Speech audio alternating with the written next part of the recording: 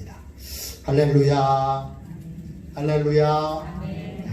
하나님 말씀 함께 우리 보겠습니다. 마가복음 1장 12절부터 13절까지 말씀입니다. 이번 주 그리고 다음 주까지 이 말씀에 좀 더 머물러 있도록 하겠습니다. 마가복음 1장 12절 13절 말씀입니다. 신약성경 책 53쪽입니다.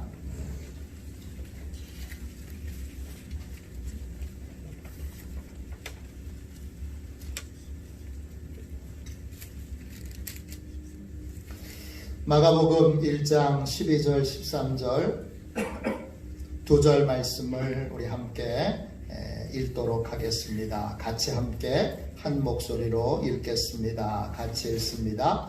성령이 곧 예수를 광야로 몰아내신지라. 광야에서 40일을 계시면서 사단에게 시험을 받으시며 들짐승과 함께 계시니 천사들이 수종 들더라. 아멘. 할렐루야. 저를 보십시오. 네. 성령의 인도를 따르는 생활훈련, 성령의 인도를 따르는 생활훈련, 이런 제목으로 함께 은혜를 나누겠습니다. 예수 믿는 모든 사람들은 예외 없이 반드시 성령님의 인도를 따라야 합니다. 어떻게 하는 게 성령님의 인도를 따르는 건가? 예수님이 본을 보여주셨습니다. 예수님은 요한에게 세례를 받으시고 나서 성령의 인도를 따르셨습니다. 우리는 반드시 성령님의 인도를 따라야 합니다. 성령님은 우리를 돕기 위해 오셨습니다. 예수님은 우리에게 성령님의 새 이름을 알려주셨는데 그 성령님의 새 이름은 보혜사입니다. 요한복음 14장 6절에 내가 아버지께 구하겠으니 그가 또 다른 보혜사를 너희에게 주사 영원토록 너희와 함께 있게 하리니 그랬습니다. 보혜사는 헬라말로 파라클레토스입니다. 파라라고 하는 말은 바로 옆에서 이런 뜻이에요. 또 칼레오는 부름을 받다 이런 뜻이에요. 성령님은 우리 옆에서 우리를 돕도록 그렇게 하나님이 불러주신 분이세요. 그래서 이 파라클레토스 보혜사를 영어로는 변호사라고도 번역하고요. 또 헬퍼, 돕는 분으로 번역하기도 하고 또 컴포터, 위로해 주시는 분, 이렇게 번역하기도 합니다. 성령님은 또 다른 보혜사입니다. 원래 보혜사는 누구시죠? 예수님이십니다. 예수님께서 제자들과 함께 계실 때 늘 함께 계셔서 가르치셨고 또 필요한 것들을 공급해 주셨고 또 늘 도와주셨습니다.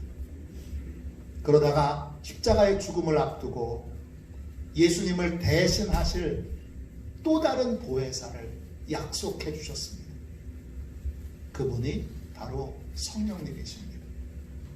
성령님은 우리를 돕기 위해 영원히 우리를 버리지도 떠나지도 않으시고 우리와 함께 계십니다. 우리는 그 늘 함께 계시는 성령님의 도움을 받아야 합니다. 성령님의 도움을 받는 것이 곧 성령님을 따르는 것입니다. 지금 우리와 함께 계신 성령님의 도움을 받고 계십니까? 성령님의 도움을 잘 받으려면 몇 가지 기초적인 훈련이 필요합니다. 오늘은 성령님의 도움을 잘 받기 위해서 어떤 훈련을 해야 하는가, 몇 가지 훈련받아야 될 내용들을 소개하도록 하겠습니다. 성령님의 도움을 잘 받으려면 어떤 훈련을 해야 할까요? 첫 번째 훈련이 제일 중요한데요. 첫 번째 훈련은 자기를 부인하는 훈련입니다. 마가복음 8장 34절에 예수님이 이런 말씀을 하셨어요. 무리와 제자들을 불러 이르시되 누구든지 나를 따라오려거든 자기를 부인하고 자기 십자가를 지고 나를 따를 것이니라 했습니다. 성령님의 도움을 받으려면 제일 먼저 자기를 부인하는 훈련을 해야 합니다. 자기를 부인한다 할 때 그 부인한다는 말은 헬라말로 아파르네오마이입니다. 이건 거절한다는 뜻이에요. 내가 세워놓은 계획, 내가 원하는 삶, 이걸 하나님 앞에 내려놓는 거예요. 하나님이 원하시는 삶을 살기 위해서는 내 뜻이 이루어져야지, 내 생각대로 돼야지. 이 부분이 여러분 하나님 앞에 내려놓아져야 합니다. 성령님의 도움을 받는데 가장 큰 걸림돌은 나 자신입니다. 내가 원하는 대로 되기를 원하는 마음, 그게 제일 좋은 길이 아닌데 여전히 내가 보는 대로 이렇게 해야 제일 좋은 것 같고 저렇게 되어야 제일 좋은 것 같아. 내가 원하는 대로 되기를 원하는 마음, 이게 여러분 성령님의 도움을 받지 못하게 만드는, 내 생각을 고집하게 만드는 가장 큰 걸림돌입니다. 우린 이걸 거절할 수 있어야 합니다. 제가 영성훈련에 참여했을 때 은혜의 방해 요소라고 하는 그러한 말씀을 듣고 선물을 하나씩 받았어요. 어떤 선물을 받았느냐 하면 거울을 받았어요. 거울을 이렇게 보면 누가 보이죠? 내가 보입니다. 은혜의 방해 요소는 다른 게 아니라 그 거울 속에 비치는 내가 은혜의 방해 요소입니다. 내 뜻대로 하려는 것, 내 생각대로 하려는 것, 내 감정대로 하려는 것, 그것이 가장 큰 장애물입니다. 그래서 성령님의 도움을 받으려면 제일 먼저 내 뜻대로 되려고 하는, 내가 원하는 대로 하려고 하는 그 마음이 하나님 앞에서 여러분 내려놓아져야 합니다. 그게 자기 부인입니다. 놀라운 건 우리 주님도 자기 부인의 삶을 사셨습니다. 요한복음 5장 19절에 이런 말씀을 주님이 고백하십니다. 아들이 아버지께서 하시는 일을 보지 않고는 아무것도 스스로 할 수 없나니 아버지께서 행하시는 그것을 아들도 그와 같이 행하느니라. 예수님이 스스로 선언하셨어요. 나는 스스로 아무것도 할 수 없다. 예수님의 선언이에요. 예수님은 자기 생각과 자기 뜻과 자기 계획을 따라 삶을 사셨던 분이 아닙니다. 하나님이 하시고자 하시는 그 일에 순종하셨을 뿐입니다. 요한복음 5장 30절에도 동일하게 말씀하십니다. 내가 아무것도 스스로 할 수 없노라. 듣는 대로 심판하노니 나는 나의 뜻대로 하려 하지 않고 나를 보내신 이의 뜻대로 하려 함으로 내 심판은 의로우니라. 스스로 아무것도 할 수 없다. 예수님이 왜 아무것도 할 수 없습니까? 다 하실 수 있지요. 자기 뜻대로, 자기 계획대로, 자기 생각대로 하실 수 있지요. 그러나 그렇게 하지 않기로 결단하고 하나님의 뜻대로 살기로 결단한 것입니다. 성령 하나님의 도움을 받으려면 제일 먼저 자기 부인의 삶을 훈련해야 합니다. 최초의 선교사인 언더우드 선교사께서 한국에 들어오셨을 때 어느 날 밤에 3명의 청년이 선교사님을 찾아오셨습니다. 자기들은 황해도에서 왔다고 고백하고 성경을 읽고 예수님을 믿게 되었노라고 고백했습니다. 혼란스러운 시대였기 때문에 그분들이 정말 예수 믿는 사람인가 언더우드 선교사님이 의심이 들었습니다. 왜 왔느냐 물어봤더니 목회자가 지금까지 없었기 때문에 세례를 받고 싶어도 세례를 받을 수 없어서 이제 선교사님께 세례를 받으러 왔습니다. 그렇게 말합니다. 그래도 아주 혼란스러운 그러한 시대이기 때문에 언더우드 선교사님이 의심을 거두질한 자, 이 청년들이 두루마기를 벗습니다. 그리고 두루마기를 벗고 뒤를 돌았으니까 등에 나무 십자가가 지워져 있습니다.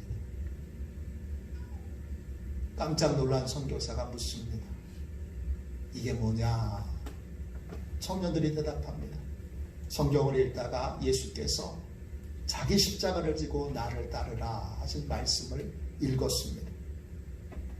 그때 저희는 저희 몸에 맞는 십자가를 만들어 십자가를 짊어진 삶을 살고자 매일 십자가를 등에 짊어지고 삽니다. 그 말을 들은 언더우드 선교사가 크게 감동하여 그 청년들의 순수한 신앙을 인정하고 조금 더 의심 없이 그들에게 세례를 줍니다. 십자가는 하나님의 뜻이고 하나님이 우리에게 주신 사명입니다. 자기를 부인하는 사람만이 하나님께서 맡기신 십자가를 질 수 있습니다. 그리고 No cross, no crown. 십자가를 지지 않고서는 하나님의 진정한 영광을 볼 수 없습니다. 성령님의 도움을 받고 성령님의 인도를 따르려면 자기의 뜻과 자기의 계획을 포기하는 자기 부인의 삶이 시작되어야 합니다. 어느 선교사 파송위원회에서 선교사 후보생들에게 문자를 보냈습니다. 어떤 장소로 새벽 3시까지 모이시오. 당시는 추운 겨울이었습니다. 새벽 3시에 모이라고 하는 장소에 가봤더니 아무도 없습니다. 선교사 후보생들만 모여있고 문도 굳게 닫혀 있습니다. 모두가 벌벌벌벌 떨면서 1시간을 기다리고 2시간을 기다리고 3시간을 기다려도 아무도 오지 않습니다. 에이, 우리가 공지를 잘못 받았나 보다, 문자를 잘못 받았나 보다. 그리고 선교사 후보생들이 한 사람씩 다 떠나갑니다. 이제 한 사람만 남았습니다. 아침 8시가 되자 드디어 굳게 닫혀 있던 문이 열립니다. 그리고 한 명 남은 선교사 후보생을 보고는 그 문을 연 목사님이 들어오시오 합니다. 방에 들어가 선교사 후보생에게 몇 가지를 질문합니다. 글은 쓸 줄 아는가? 네, 목사님. 그러면 철자법에 맞춰서 베이커라고 하는 단어 한번 써보게. 글자를 쓰자. 또 이렇게 묻습니다. 2 더하기 2는 뭔가? 4입니다. 간단한 질문 후에 면접 끝났네. 자네 내일 선교위원회로 오시게. 다음날 선교위원회에 갔더니 면접을 봤던 목사님이 그 선교사 후보생을 이렇게 추천합니다. 이분은 훌륭한 선교사님이 되실 겁니다. 이분은 자기를 부인할 줄 압니다. 추위에도 푸대접에도 어떤 멸시에도 참아낼 줄 아는 겸손한 그리스도의 일꾼입니다. 분명히 아주 훌륭한 선교사가 되실 테니 기쁨으로 이분을 선교사로 추천합니다. 성령 하나님의 도움을 받으려면 자기 부인의 훈련이 되어 있어야 합니다. 언제든지 내 뜻, 내 계획을 내려놓고 성령 하나님의 뜻과 계획을 받아들일 수 있는 사람, 그 사람만이 충만한 성령님의 도움을 받을 수 있습니다. 두 번째, 성령의 도움을 잘 받으려면 어떤 훈련을 해야 할까요? 전심으로 하나님을 찾는 훈련을 해야 합니다. 예레미야 29장 13절에 이런 말씀이 있습니다. 너희가 온 마음으로 나를 구하면 나를 찾을 것이요 나를 만나리라.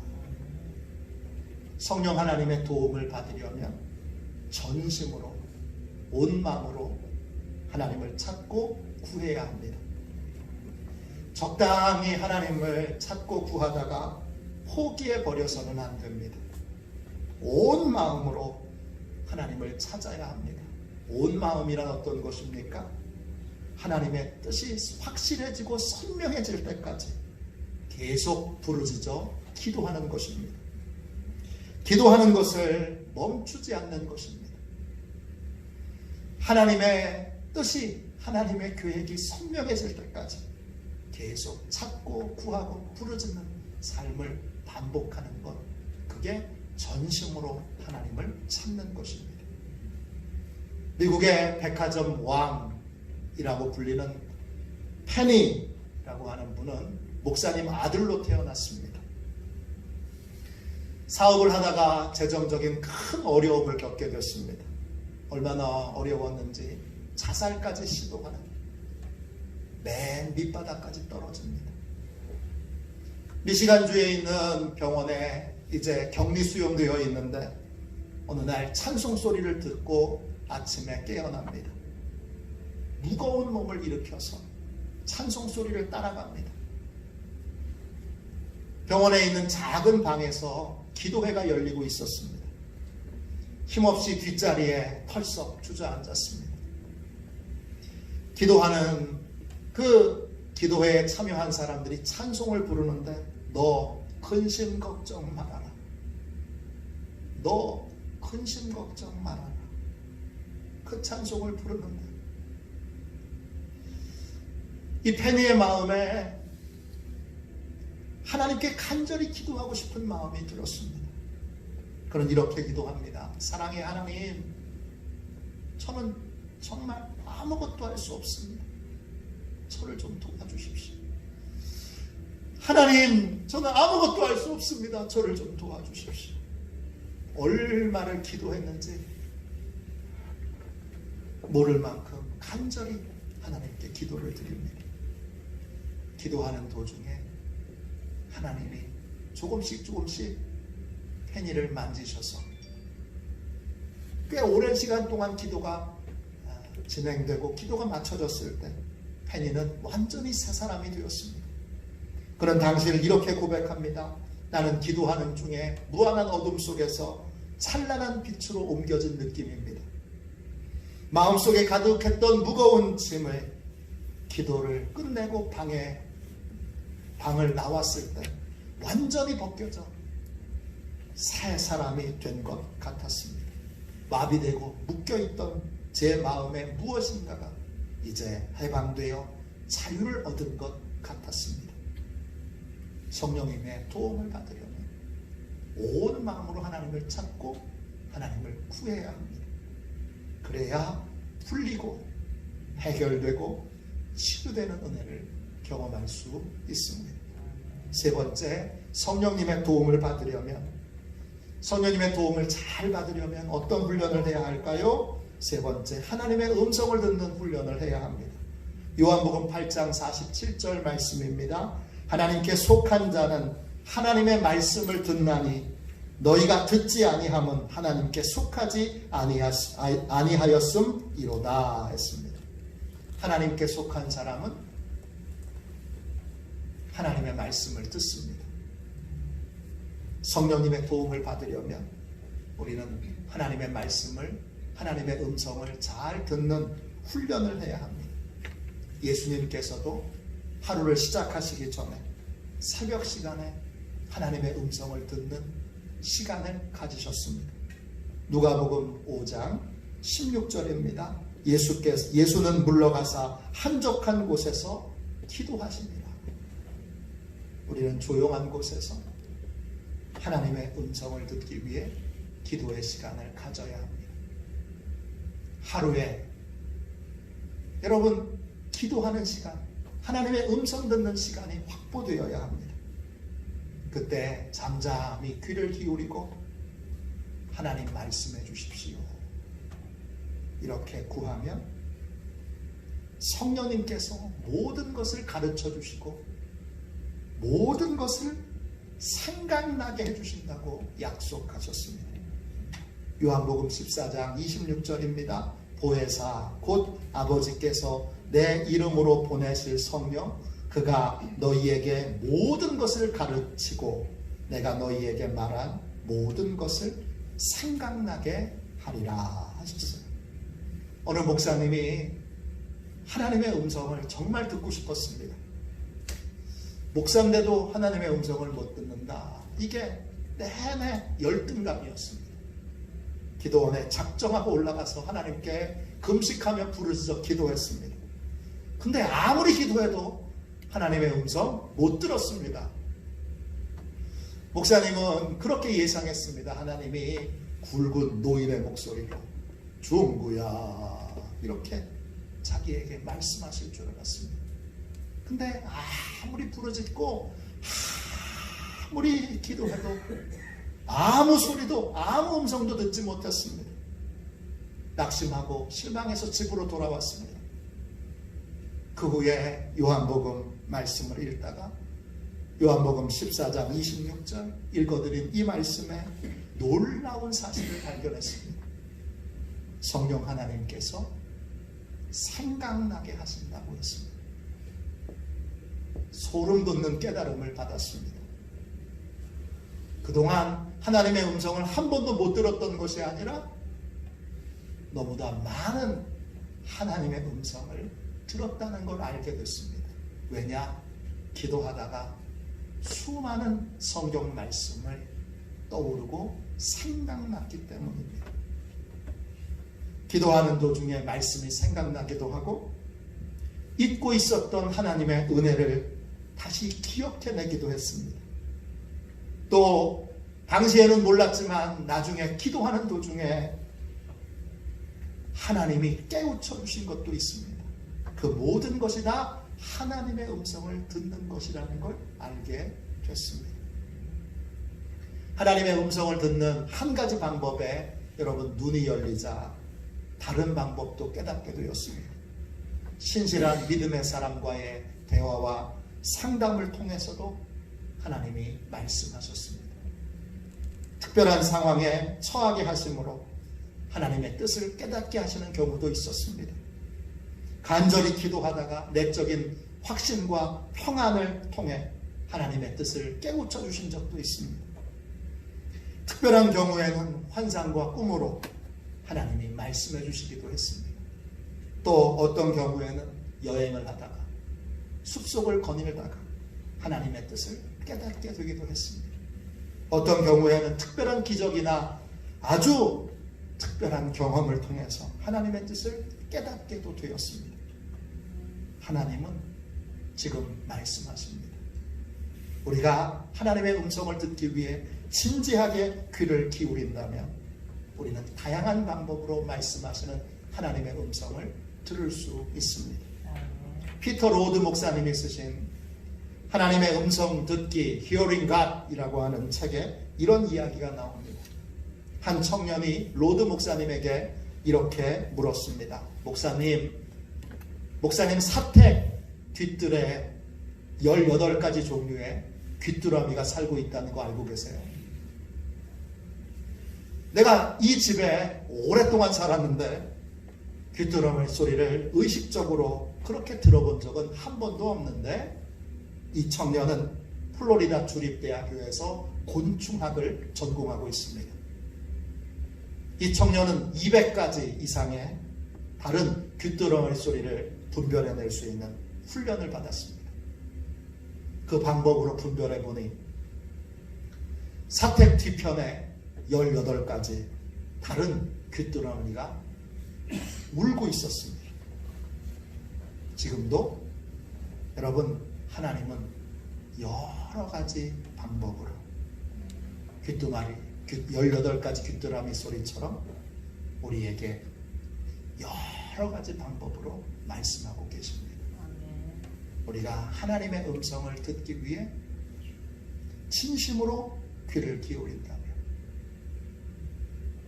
그러면 마음이 열리고 귀가 열려 하나님의 음성을 듣게 될 것입니다.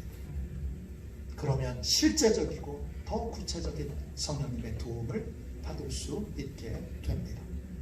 마지막 네 번째, 성령님의 도움을 잘 받으려면 어떤 훈련을 해야 합니까? 넷째, 하나님의 말씀에 순종하는 훈련을 해야 합니다. 요한복음 2장 5절입니다. 그의 어머니가 하인들에게 이르되 너희에게 무슨 말씀을 하시든지 그대로 하라 하니라. 예수님께서 가나의 혼인잔치에 첫 번째 기적을 행하셨을 때 예수님의 어머니께서 하인들에게 해주신 말씀이 결정적인 역할을 합니다. 혼인잔치에 포도주가 떨어졌습니다. 다행스러운 건 기적을 행하시는 예수님이, 문제를 해결해 줄 수 있는 예수님이 그곳에 함께 계셨습니다. 그런데 예수님께서는 하나님께서 아직 허락하시지 않았다면서 도와주기를 거절합니다. 이때 예수님의 어머니가 하인들에게 예수님의 말씀에 순종할 것을 결단하라고 촉구합니다.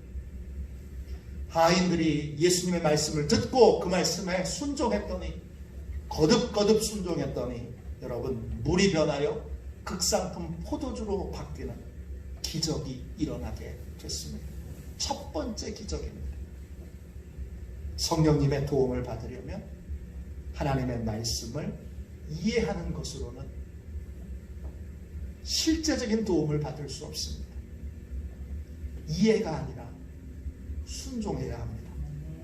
순종은 성령님의 도움을 받을 수 있는 가장 확실한 방법입니다. 영국의 유명한 설교자 스펄전 목사님께서 부흥회를 인도하러 가셨다가 자신이 돌보는 고아들을 도우라고 후원금 300파운드를 받게 됐습니다. 숙소로 돌아와 기도했더니 하나님께서 이렇게 말씀하십니다. 조지 뮬러 목사님께 그 돈을 가져다 드려라. 스펄전 목사님이 이렇게 묻습니다. 오 주님, 제가 돌보는 고아들도 이 돈이 필요합니다. 계속 우리 고아들에게도, 제가 돌보는 고아들에게도 이 돈이 필요합니다. 계속 하나님께 기도해도 하나님이 스펄전 목사님에게, 조지 뮬러 목사님에게 돈을 가져다 주라는 말을 거두질 않습니다. 결국 스펄전 목사님은 주님께 이렇게 고백합니다. 네, 주님, 순종하겠습니다. 그 돈을 들고 이제 부흥회가 끝난 다음에 이 스펄전 목사님이 조지 뮬러 목사님을 찾아갑니다. 찾아갔더니 조지 뮬러 목사님은 무릎을 꿇고 간절히 하나님께 기도하고 있었습니다. 전가를 보내 기도를 중단시키고 같이 대화를 나누게 됐습니다. 스펄전 목사님이 이렇게 말합니다. 뮬러 목사님, 하나님께서 300파운드를 목사님께 드리라고 말씀하셨습니다. 조지 뮬러 목사님이 대답합니다. 스펄전 목사님, 저는 지금 300파운드가 필요해서 하나님께 간절히 기도하고 있었습니다. 두 분은 손을 맞잡고 감격의 눈물을 흘리며 함께 기뻐했습니다. 스펄전 목사님께서 사무실로 이제 일이 다 마쳐지고 돌아와 보니까 책상 위에 편지 한 통이 놓여 있습니다. 그 편지 안에는 300기니가 들어 있었습니다. 1기니는 1.05파운드입니다. 300기니는 그러니까 315파운드가 되겠습니다. 스펄전 목사님은 300기니, 315파운드가 들어있는 걸 보고 감격하며 하나님께 이렇게 기도를 드렸습니다. 하나님, 제가 순종했더니 하나님께서 300파운드에 이자까지 붙여서 이렇게 보내주셨네요. 여러분, 성령 하나님의 확실하고 실제적인 도움을 받으려면 우리는 하나님의 말씀에 순종해야 합니다. 순종의 훈련을 통해 우리는 더 확실하고 분명한 성령님의 도움을 받을 수 있습니다. 성령님의 도움을 잘 받으려면 기본적인 훈련이 필요합니다. 최소한 4가지의 훈련을 여러분 매일매일 실천해야 합니다. 자기를 부인하는 훈련, 전심으로 하나님을 찾는 훈련, 하나님의 음성을 듣는 훈련, 하나님의 말씀에 순종하는 훈련. 이런 훈련을 통해 우리는 성령 하나님의 확실하고 실제적인 도움을 받을 수 있고 성령님의 인도하심을 따라 사는 실제적인 삶을 살아갈 수 있습니다. 이러한 복된 삶을 사시는 그러한 아름다운 믿음의 사람들 다 되시기를 주님의 이름으로 축원합니다. 우리 이 시간 하나님 앞에 이 4가지의 훈련을 믿음으로 잘 받기로 결단하며 우리 주님 말씀하시면 함께 우리 찬양하고 우리 함께 뜨겁게 통성으로 기도하고